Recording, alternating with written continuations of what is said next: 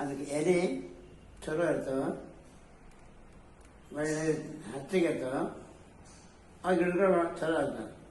ಹಂಗೆ ಸಣ್ಣ ನೀವು ಹುಡುಗರು ಯಾರು ಒಳ್ಳೇದಾಗ್ತಾರೆ ಅಂತ ಅಂಬದಕ್ಕೆ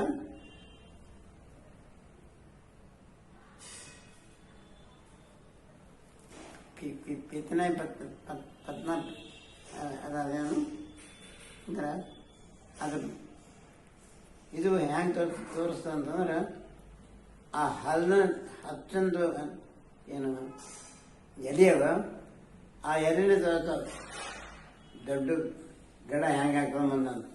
ಹಂಗೆ ಗಣದ ಗಂಡ್ಮಕ್ಕಳು ಯಾರು ಮನುಷ್ಯರ ಈ ಹುಟ್ಟಿದ ಮುಂದೆ ಇವ ಹೆಂಗೆ ಆಗ್ತಾನ, ಈಗ ಹೆಂಗೆ ಆಗ್ತಾಳ, ಯಾವ ಪ್ರಕಾರ ಆಗ್ತಾನ ಅಂದ್ರೆ ಆ ಹುಟ್ಟಿದ ಗಳಿಗೆನೆ ಆ ಎಲೆ ತೋರಿಸ್ತಾನ. ಹಂಗ ನೀನು ಮೊನ್ನೆ ಮಾತಾಡುವಾಗ ನೀ ಅದನ್ನ ಆಯ್ತು ಅಂತ ಹೇಳ್ದ. ನಾನು ಆಯ್ತ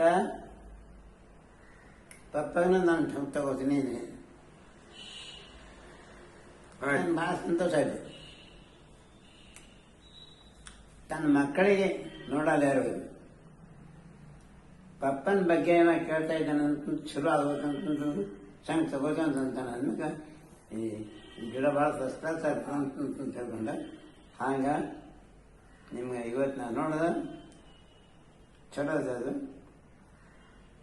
ನೀನು ಇದು ಹಾಕಿದ ಕಾರಣ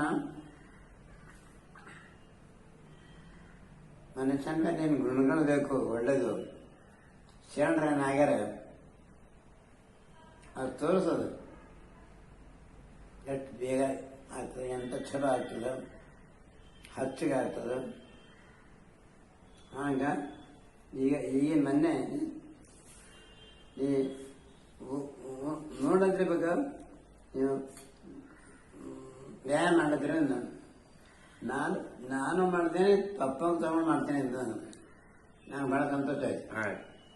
ಪಪ್ಪನ ಬಗ್ಗೆನೂ ವಿಚಾರ ಮಾಡ್ತಾ ಇದ್ದೀನಿ, ತಗೊಂಡು ಹೋಗೋತಾರೆ ಅಂತಂದು.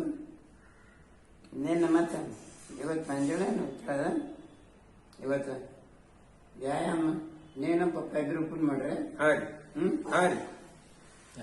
ಇದು ಯಾಕೆ ಮಾಡ್ದ ಅಂತಂದ್ರೆ ಇದು ಒಳ್ಳೆ ಲಕ್ಷಣ, ದೊಡ್ಡ ಮನುಷ್ಯ ಆಗೋದು. ಅದಕ್ಕೆ ಈಗ ನೀನೇನು ಹೇಳೋದು, ಇವನಿಗೆ ನೀನು ಸದ್ಯ 2-3 ತಿಂಗಳ ಅವ್ರ ಜೊತೆಗೆ ಇರ್ತೀವಿ. ಅವರು ಏನು ಆಸನ ಅಂತಾರೆ, ನಿನ್ನ ಜೊತೆಗೆ ಅವರಿಗೆ ಆಸನ ಹಾಕಕ್ಕೆ ಹೆಚ್ಚು ಆಯ್ತು.